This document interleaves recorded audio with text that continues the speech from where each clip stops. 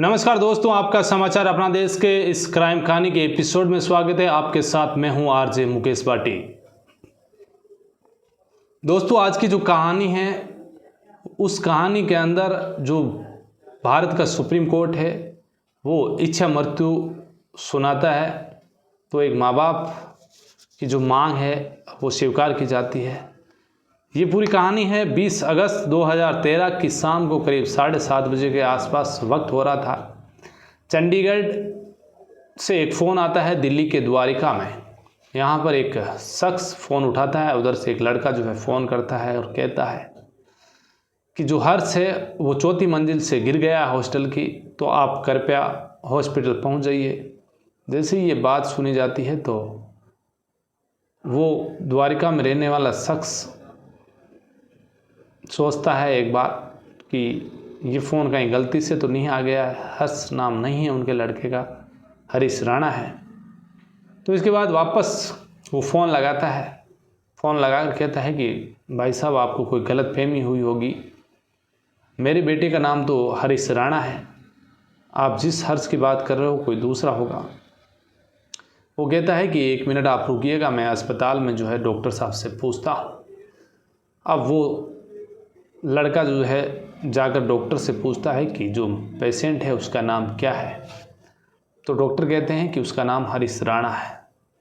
जैसे ही ये आवाज़ सुनी, इधर जो द्वारिका में जो शख्स था वो फ़ोन जो है कट चुका है और वो फिर अपने आप को संभालता है, घबरा जाता है एकदम।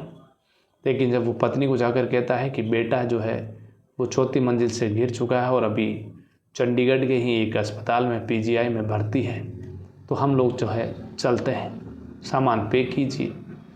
अब जैसे ही पत्नी ने ये बात सुनी, उसके बाद थोड़ी देर बाद हरीश राणा की जो बहन है वो आ जाती है, छोटी वाली। वो कहती है कि क्या हुआ पिताजी? तो वो कहते हैं कि भैया जो है वो 4थी मंजिल से गिर गए हैं और अस्पताल में एडमिट है, तो जल्दी से जल्दी हमें चंडीगढ़ पहुँचना होगा।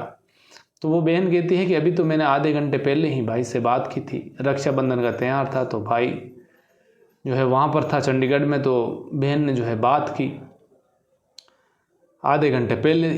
तो वापस पिता फ़ोन लगाता है हरीश राणा के नंबर पर, लेकिन इस बार नंबर लग नहीं पाते हैं। काफ़ी ट्राई किया और इसके बाद दोनों माता पिता जो है यहाँ से गाड़ी लेते हैं और सीधा ही चंडीगढ़ पहुँच जाते हैं।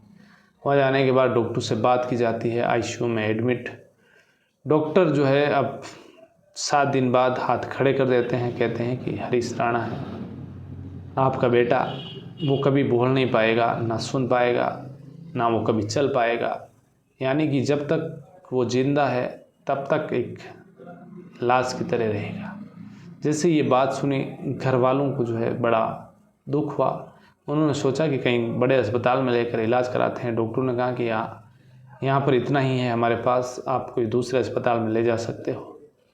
माता पिता ने फैसला किया कि दिल्ली के जो है एम्स में लेकर चलते हैं। यहाँ एम्स में जो है जेपी ट्रॉमा सेंटर में लेकर पहुँच जाते हैं। यहाँ पर हरीश राणा को भर्ती किया जाता है और 7 दिन तक यहाँ पर भी इलाज चलता है, लेकिन हरीश राणा के कोई भी फ़र्क पड़ता नहीं है। यहाँ पर भी डॉक्टरों ने हाथ खड़े कर दिए। इसके बाद किसी ने बताया कि एक गाज़ियाबाद में एक बड़ा अस्पताल है, वहाँ पर आप अपने बच्चे को ले जाइए, हो सकता है कि वहाँ पर इलाज हो जाए। अब बेटा बड़ा हैंडसम, लाड प्यार माता पिता का बड़ा बेटे के प्रति, वो बेटे को लेकर सीधा ही उस गाज़ियाबाद के अस्पताल लेकर पहुँचते हैं। वहाँ पर वो करीब 18 दिन तक एडमिट रहता है और 18 दिन में 7 लाख का बिल बन जाता है। पिता और माँ ने सोचा कि पैसे कोई बात नहीं है, पैसे हम वापस कमा लेंगे, लेकिन बेटा तैयार हो जाए। लेकिन वहाँ पर भी 18 दिन बाद डॉक्टरों ने हाथ खड़े कर दिए कि कोई सुधार होगा नहीं।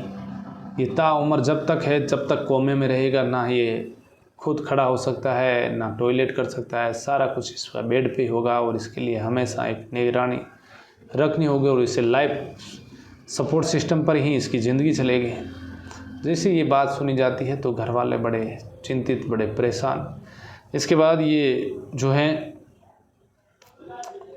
वक्त बीत रहा है।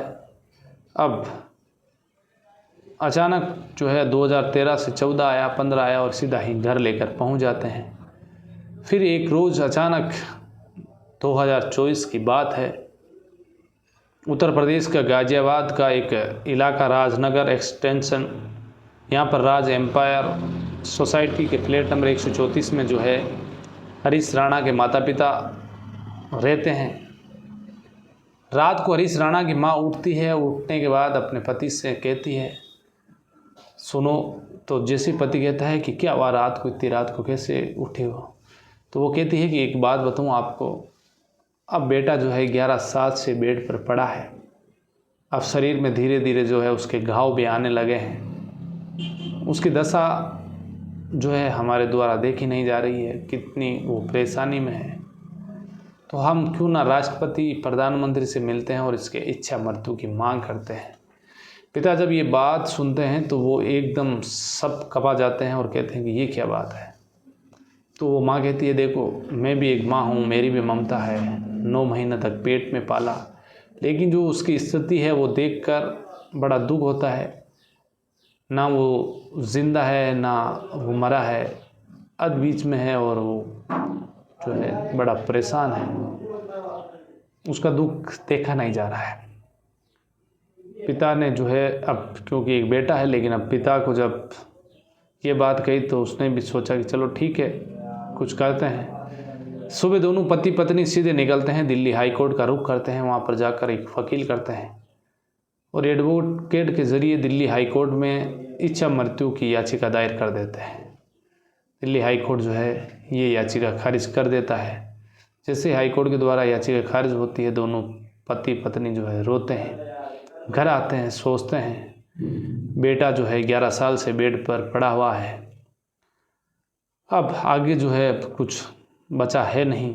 एक घर था द्वारिका में, वो भी बिक चुका है और जो है उसके लिए स्पेशल घर पर नर्स रखी हुई है, उसे भी 27,000 रुपये देने हैं महीने के, दवाइयों का 50,000 के आसपास खर्चा आ रहा है। साथ में जो है अब इधर हरीश राणा का जो पिता है वो प्राइवेट नौकरी किया करते थे, तो उससे भी वहाँ से रिटायरमेंट हो जाते हैं, तो वहाँ से 3500 रुपये उनके पेंशन आ रही है, उसमें होता है क्या, घर का खर्चा इतना, काफ़ी कुछ परेशान पिता और माँ बड़े दुखी। इसके बाद ये जाते हैं सुप्रीम कोर्ट का रुख करते हैं और सुप्रीम कोर्ट में इच्छा मृत्यु की जो है हरीश राणा की दया याचिका दायर करते हैं। सुप्रीम कोर्ट इसकी सुनवाई करता है और वहाँ पर डॉक्टरों की टीम आती है, वो बयान देती है, इधर वकील दलील दे रहे हैं। तो इस मामले को लेकर सुप्रीम कोर्ट के 2 जज, एक जज साहब जिनका नाम जेपी पारदीवाला और एक का नाम वी विश्वनाथ, ये दोनों सुप्रीम कोर्ट के जज इस मामले की सुनवाई कर रहे हैं। इधर डॉक्टरों की टीम ने जो रिपोर्ट दी, जो डॉक्टरों ने बात बताई, उसको सुना, माता पिता को सुना, 11 साल से जो तकलीफ़ है वो बताई। दोनों जज साहब जो है वो भी इस दृश्य को देखकर खुद भावुक हो गए और इसके बाद दोनों जज साहब ने जो है एक फैसला सुनाया और ये फैसला फिर एक नज़ीर बन गया। इसी मार्च के महीने में हरीश राणा को इच्छा मृत्यु की जो याचिका है वो स्वीकार तो हुई थी और उस पर फैसला दिया कि वो उसकी इच्छा मृत्यु है वो मंजूर की जाती है। यानी कि अब जो पैसिव यूथेनेसिया के ज़रिए जो लाइफ सपोर्ट सिस्टम पर चल रहा था हरीश राणा, अब उसे जो है गरिमापूर्ण उसकी मृत्यु जो है वो हो, इसको लेकर दोनों जजों ने फैसला सुनाया और इस फैसले में कहा कि जो दिल्ली एम्स से उसको निर्देश दिए हैं कि वो चरणबद्ध तरीके से जो है लाइफ सपोर्ट सिस्टम हटाएं और मरीज़ की जो है गरिमा भी बनी रहे। इसके बाद जो है जैसे ही ये फैसला आया, माता पिता जब जैसे हाई सुप्रीम कोर्ट से बाहर निकले तो ये बात मीडिया में भी फैल चुकी थी कि जो हरीश राणा की है इच्छा मृत्यु का फैसला आ चुका है। तो मीडिया ने, पत्रकारों ने हरीश राणा के पिता से पूछा कि आज जो फैसला आया है आप क्या सोचते हो, इस फैसले को लेकर आपका क्या कहना है। हरीश राणा के पिता के आंखों में आंसू थे, माँ के आंखों में आंसू थे। फिर उन्होंने कहानी बताई कि मेरा बेटा जो है हरीश राणा पढ़ने में होनहार, हर क्लास में वो टॉपर, उसका एक ही सपना था कि वो एक सिविल इंजीनियर बने और उसने जो है बीटेक का रास्ता चुना।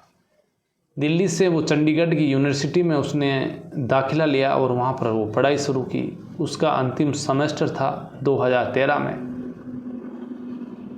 20 अगस्त 2013 को रात को करीब 7:30 बजे के आसपास कॉल आता है और जब वहाँ पर पहुँचते हैं और उसकी हालत देखते हैं तो हमें लगा कि हरीश राणा के साथ कोई हादसा हुआ है, यानी कि या तो उसके साथ बेरहमी से उससे मारपीट की गई है, उसे किसी ने गिराया है, इस वजह से जो है उसके सर में गंभीर चोटें आई है।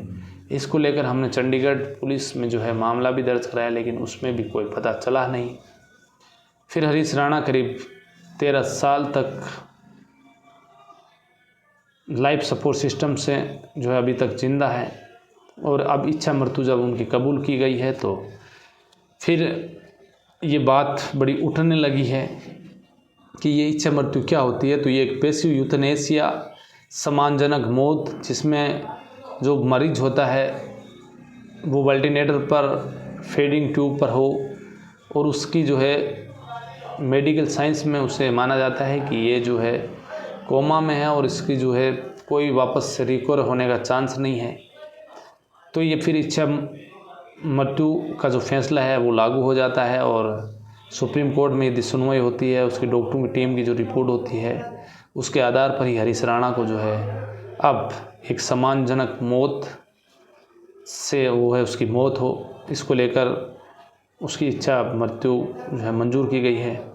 हमारे देश में एक्टिव यूथनेसिया का जो है चलन है नहीं, ये कई दूसरे देशों में है जिसमें जो मरीज बेड पर है, कुछ कर नहीं पा रहा है, लगातार लाइफ सपोर्ट सिस्टम पर है, तो उसे जो है डॉक्टरों के द्वारा इंजेक्शन या फिर दूसरा तरीका अपनाकर उसकी मौत जो है होती है। तो वो एक गैर कानूनी है हमारे देश के अंदर। लेकिन पैसिव यूथनेसिया को लेकर अब देश में बड़ी चर्चा भी छिड़ गई है। तो ये एक सम्मानजनक मौत को लेकर आर्टिकल 21 का हवाला देते हुए, संविधान का आर्टिकल 21 का हवाला देते हुए कहा गया है कि सम्मान से जीने का अधिकार है तो सम्मान से जो है मरने का भी अधिकार है आर्टिकल 21 में। और हरीश राणा पर भी ये लागू होता है, क्योंकि हरीश राणा का जो केस है उसमें वापस रिकवर होने का कोई चांस है नहीं। डॉक्टरों ने पूरा जो है अपना मेडिकल रिपोर्ट दे चुके हैं। तो ये हमारे देश में इच्छा मृत्यु को लेकर कब क्या हुआ, इसको लेकर मैं आपको बता देता हूं कि 2005 की बात है। एक एनजीओ है कॉमन कॉज, उसी एनजीओ ने सुप्रीम कोर्ट में एक जनहित याचिका दायर की और इसी को देखते हुए वहाँ उस वक्त जो तत्कालीन सीजेआई थे सुप्रीम कोर्ट के, दीपक मिश्रा, उनकी अगुवाई वाली 5 जजों की बेंच ने जो है 9 मार्च 2018 को एक फैसला सुनाया जिसमें इच्छा मृत्यु को लेकर एक कानून हमारे देश में लागू हुआ और इसी कानून के तहत जो है ये 2026 में एक पहला मामला इच्छा मृत्यु का सामने आया है। अब लाइफ सपोर्ट सिस्टम हटाकर हरीश राणा जो है एक गरिमापूर्ण उनकी मौत होगी। लेकिन उससे पहले भी एक मीडिया में और सूत्रों के हवाले से खबर आ रही है कि जो हरीश राणा के पिता है उन्होंने हरीश राणा के जो भी ऑर्गन हैं वो काम आ सकते हैं किसी दूसरे शख्स के, तो वो डोनेट करने का फैसला भी उन्होंने जो है उठाया है। तो अब कुछ दिनों के बाद हरीश राणा को एम्स की टीम की निगरानी में जो है उनके लाइफ सपोर्ट सिस्टम हटाए जाएंगे और फिर उनकी एक गरिमापूर्ण जो है इच्छा मृत्यु है वो पूरी होगी। तो ये थी आज की पूरी कहानी। फिर किसी कहानी में आपसे मुलाकात होगी, तब तक के लिए आप अलर्ट रहिए, सावधान रहिए, क्राइम से बचिए, अपना और अपनों का ख्याल रखिएगा। जय हिंद, जय भारत।